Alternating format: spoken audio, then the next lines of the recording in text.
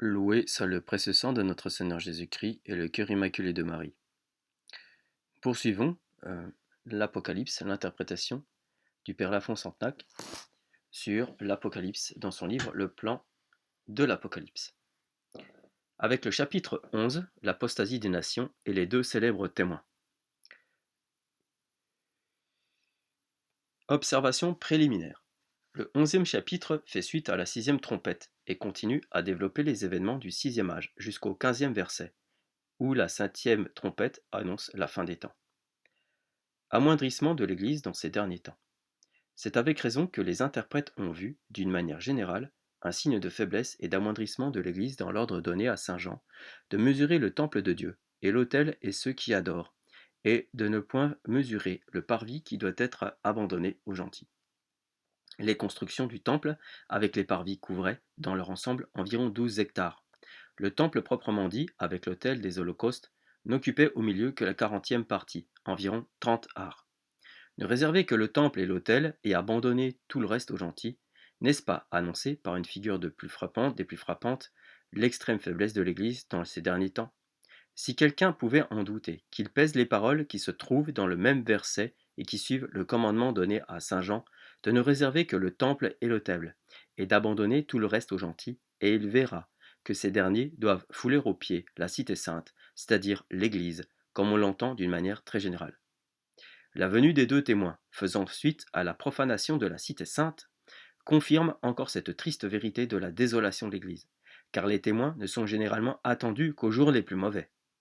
Enfin, l'apparition en ce même endroit de la bête qui s'élève de l'abîme et fait mourir les témoins ne semble laisser aucun doute sur le sens qu'on doit donner à tous ces passages. À toutes ces preuves, ajoutons encore la plus solide, la plus convaincante, celle qui se tire de l'ensemble, de la suite et du développement naturel des visions, et nous aurons une démonstration absolue. Or, comme nous l'avons déjà annoncé, le 11e chapitre jusqu'à la 7e trompette continue d'être, avec le chapitre 10, la suite de la 6e trompette. Mais la 6e trompette marche parallèlement avec le 6e sceau.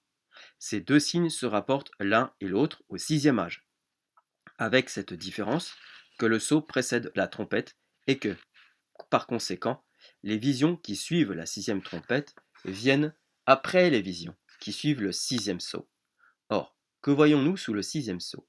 Nous voyons une persécution épouvantable. Épouvantable.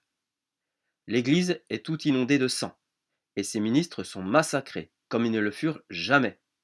Faut-il s'étonner que le 11e chapitre, qui appartient au même âge, et nous donne la suite et le développement des faits qui y sont accomplis, nous montre l'Église petite et faible comme est l'Église de Philadelphie, qui représente l'Église du 6e âge. Ainsi l'épouvantable persécution de l'Église, au commencement du 6e âge, à l'ouverture du 6e sceau, un peu plus tard, l'ordre donné à saint Jean de ne mesurer que le temple proprement dit, et l'autel et d'abandonner tout le reste aux gentils, la profanation de la cité sainte, la venue des témoins et l'apparition de la bête qui les met à mort. Enfin, la faiblesse de l'église de Philadelphie sont une preuve irrécusable que le 11e chapitre fait réellement suite à la 6e trompette, qu'il développe, dans les 14 derniers versets, les événements du 6e âge, et que dans le commandement donné à saint Jean de ne mesurer que le temple et l'autel, il signale un très grand amoindrissement de l'église. Lorsque les témoins ressuscitent et montent au ciel, un grand tremblement de terre fait tomber la 10e partie de la ville de Jérusalem, où périssent 7000 hommes. Là finit le second malheur que le troisième suit de près. En effet, au 15e verset, le 7e ange qui sonne de la trompette annonce le jugement dernier. La fin de ce chapitre termine la 3e série, qui est celle des trompettes. Explication. Verset 1 du chapitre 11 de l'Apocalypse. Et un bâton semblable à une toise me fut donné, et il me fut dit, lève-toi et mesure le temple de Dieu et l'autel et ceux qui y adorent. Verset 2. Mais laisse le parvis qui en est en dehors du temple, et ne le mesure point, parce qu'il a été abandonné aux gentils, et ils fouleront aux pieds la cité sainte pendant 42 mois. Ces passages sont imités d'Ézéchiel, au chapitre 40, avec cette différence très notable qu'Ézéchiel, qui prédisait la grandeur future de l'Église, mesure non seulement le temple, mais tous les parvis. au lieu que Saint Jean, qui nous montre dans ce chapitre le grand affaiblissement de l'Église, ne mesure que le temple proprement dit et rejette les parvis pour être livré aux gentils. La mesure donnée à Saint Jean était de 6 coudées et un peu plus, erat sex cubitorum et palmi. Elle était de 6 coudées et 4 travers de doigts, dit Minocius. Oui, sans doute, comme celle du prophète Ézéchiel. Or, le chapitre dit 11, où paraît à la première ligne cette mesure, termine le 6e âge de l'Église au 14e verset, et ouvre au 15e le commencement du 7e âge, qui sert de passage du temps à l'éternité. 6 coudées et un peu plus. Voilà la mesure qui sert à mesurer le temple. 6 âges et un peu plus. Voilà la mesure de l'existence de l'Église que ce temple représente. Accomplissement de la prophétie de saint Paul sur l'apostasie des peuples. Saint Jean reçoit l'ordre de ne mesurer que le temple et l'autel et de jeter dehors tout ce qui, faisant partie de l'ensemble du temple, est en dehors du temple proprement dit. La Vulgate porte Edice foras, jeter dehors. Et c'est bien ainsi qu'il faut traduire, et non pas laisser dehors, comme on a traduit. Car premièrement, Edice foras ne veut pas dire laisser dehors, mais bien jeter dehors. Ensuite, et surtout cette parole, est une révélation de l'état de l'Église et de la cause de son amoindrissement. Laisser une chose dehors, c'est supposer qu'elle y était déjà. La mettre dehors, au contraire, et surtout la jeter dehors, c'est la rejeter de dedans où elle était pour la jeter dehors où elle n'était pas. N'est-ce pas ce qui est arrivé au Vatican il y a 66 ans? Je reprends. Il arrivera donc que les peuples catholiques, représentés par le parvis du temple, seront retranchés en masse de l'Église et la réduiront ainsi à une très grande faiblesse. Ne voyons-nous pas très grande faiblesse, hein. C'est pas une petite ou une grande ou une moyenne, c'est une très grande faiblesse. Ne voyons-nous pas déjà une grande partie des nations de l'Europe séparées par le schisme et l'hérésie? N'est-ce pas aussi ce qui a été enseigné par saint Paul aux Thessaloniciens lorsque, pour calmer leur crainte sur la fin du monde, qu'ils croyaient prochaine, il leur rappelle, ce qui leur avait été déjà dit de vive voix, que le jour du Seigneur ne viendra point que l'apostasie ne soit arrivée auparavant. Dans sa deuxième aux Thessaloniciens 2:3.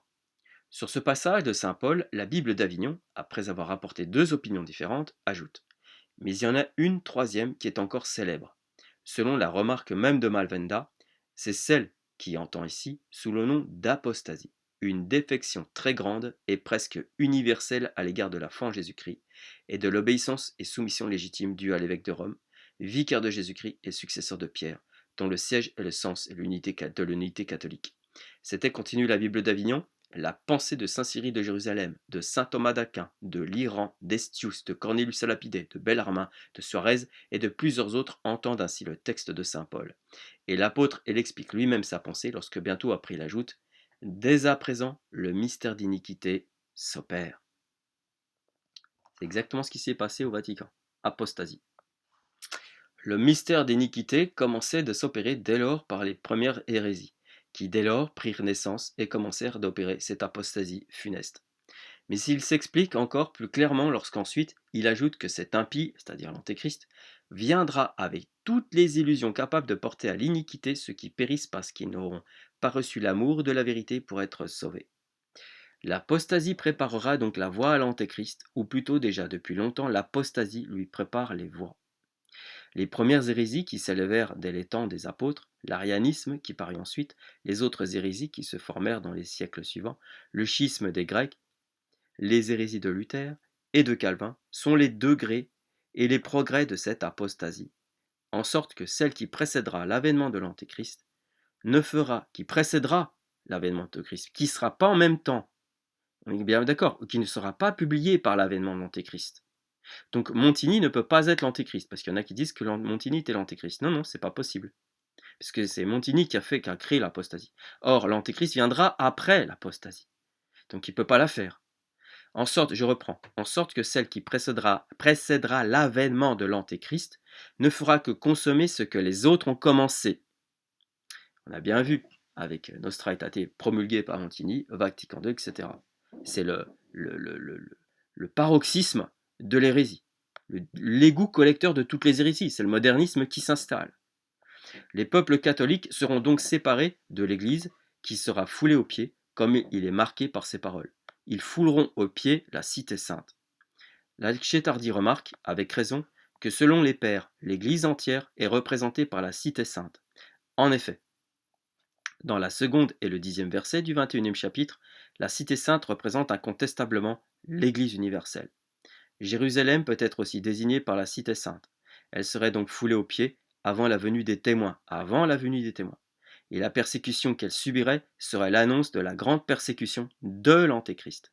Car la persécution qui foulera aux pieds la cité sainte, pendant 42 mois ou 3 ans et demi, ne peut pas être la persécution de l'Antéchrist, puisque la cité sainte est foulée aux pieds avant l'apparition des témoins, tandis que l'apparition de l'Antéchrist n'aura lieu qu'après la venue des témoins. Le verset 3 et 4 de l'Apocalypse, je poursuis. Et je donnerai à mes 2 témoins, et ils prophétiseront 1260 jours revêtus de sacs. Ceux-ci sont 2 oliviers et 2 chandeliers qui sont debout en présence du Seigneur et de la terre. Nous voici arrivés, fin de citation. Nous voici arrivés à la grande et intéressante question des 2 témoins, dit le père Lafont-Santenac. Sans croire être trop téméraire, nous oserions avancer que la venue des témoins a été aussi embrouillée qu'elle fut toujours célèbre. Quels sont les 2 témoins qui doivent venir? Est-ce Élie et Enoch, comme on le croit généralement? Viendront-ils avant le retour des Juifs? La bête qui les met à mort est-elle l'Antéchrist? Voilà des questions toujours débattues et jamais résolues, toujours longuement traitées, jamais élucidées. Les interprètes se sont même, sur cette question, arrêtés à des énormités qui étonnent. Ainsi, ils font venir Élie et Enoch avec l'Antéchrist, qui les met à mort au milieu de la 4e année de leur prédication, et cependant, ils attribuent à cette prédication des témoins le rappel des Juifs et la conversion des gentils, tout en même temps. Enfermés dans des bornes étroites de 3 ans et demi pour la conversion des Juifs et des gentils, ces interprètes sont obligés de recourir au miracle, sentant bien qu'ils avancent une chose impossible. Et cette chose impossible, qui fait recourir au miracle, est gratuitement avancée. Car premièrement, il n'est pas certain qu'Élie soient les 2 témoins qui doivent venir vers la fin des temps. En supposant qu'Élie et Enoch viennent en effet, il n'est pas certain qu'ils paraissent avant le retour des Juifs et la conversion des gentils. Enfin, en admettant que la conversion des Juifs et des gentils soit due, ce que nous ne croyons pas, à la prédication des 2 témoins, il n'est nullement certain que ce soit l'Antéchrist qui les fasse mourir. Il est incontestable, au contraire, que si l'on admet que les 2 témoins soient Enoch et Élie, et qu'ils paraîtront avant le retour des Juifs et la conversion des Juifs, la bête qui s'élève de l'abîme et qui les met à mort n'est pas l'Antéchrist. N'est pas l'Antéchrist.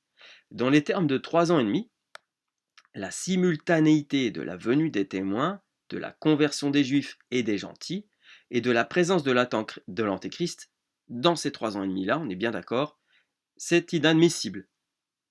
Recourir au miracle pour vaincre la difficulté, c'est non seulement avouer qu'elle est insoluble, mais encore faire ressortir le tort que l'on a de vouloir gratuitement la créer. On a beau répéter 20 fois Eliam tesbitem, fidem judeorum, ante Christum persecutorum Christum ventorum, ce passage de saint Augustin ne fait qu'aggraver les torts de ceux qui l'invoquent pour établir comme incontestable la venue d'Élie, la conversion des Juifs et la présence de l'Antéchrist dans l'espace de 3 ans et demi. Saint Augustin croyait à la venue d'Élie, à la conversion des Juifs, à l'apparition de l'Antéchrist. Que omnia quidem ventura esse crededum est, dit-il. Mais de quelle manière ou dans quel ordre ces choses arriveront? C'est ce qu'on devait apprendre du temps, plutôt que de l'intelligence des hommes.